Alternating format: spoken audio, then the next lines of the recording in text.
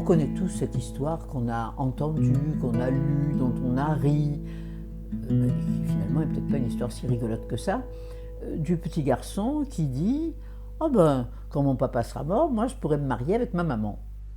Alors bien sûr qu'on va rire et lui dire « Tu sais bien que ça n'est pas possible ». On va dramatiser en disant « Mais quand même, pensez à quand ton papa sera mort, etc. » Ça, c'était très scandaleux il y a encore quelques dizaines d'années. Maintenant, ça n'est plus très scandaleux parce que la pensée de Freud est devenue très connue et que tout le monde connaît l'histoire de l'Oedipe, dont Freud a beaucoup parlé, qui est liée quand même à la pensée de Freud, et ça fait 100 ans qu'on entend parler de l'Oedipe, c'est-à-dire de ce moment où le petit garçon espère bien prendre un jour la place de son père pour être l'amoureux de sa mère, ou la petite fille espère bien prendre un jour la place de sa mère pour être la bien-aimée de son père. Alors maintenant, ça ne choque plus.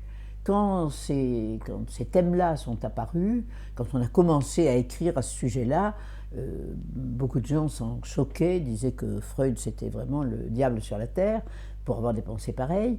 Et puis on s'est aperçu que non, pas du tout, tout ça, ça correspondait bien à une réalité et que ça expliquait beaucoup de choses.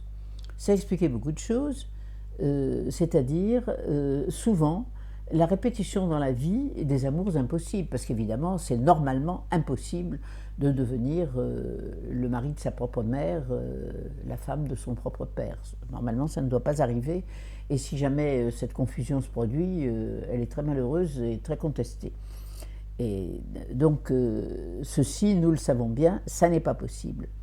Mais il y a des gens qui, finalement, répètent des situations d'amour impossibles. Je ne pourrai jamais épouser mon père. Ah ben voilà, les deux amours qui ont suivi, c'est des amours avec des hommes qui étaient mariés et que je ne pourrai jamais épouser. Et je n'ai que des hommes impossibles dans ma vie. Pourquoi je me débrouille toujours pour avoir que des hommes impossibles ? Et de la part d'un autre, pourquoi je me débrouille pour ne désirer jamais que des femmes qui ne voudront pas de moi, qui ne sont pas possibles, etc. Alors c'est là que, effectivement, la connaissance en psychanalyse aide assez vite à pouvoir dire, d'ailleurs je me rappelle d'une personne arrivant chez moi et me disant « Bon, moi je viens vous voir parce que c'est mon Oedipe ». Alors j'ai dit « Bon, peut-être, mais Oedipe se compose peut-être avec beaucoup d'autres choses dans la vie ». Et oui, parce que j'ai bien compris que c'est mon Oedipe, mais ça ne change pas. Mais bien sûr que ça ne changera pas. Et qu'il faut tout un travail interne pour que petit à petit se libèrent ces zones qui sont restées fixées à certains moments, comme avec un besoin de répéter les mêmes choses pour, dans la réalité, les résoudre. Or, on ne les résoudra pas au niveau de la réalité.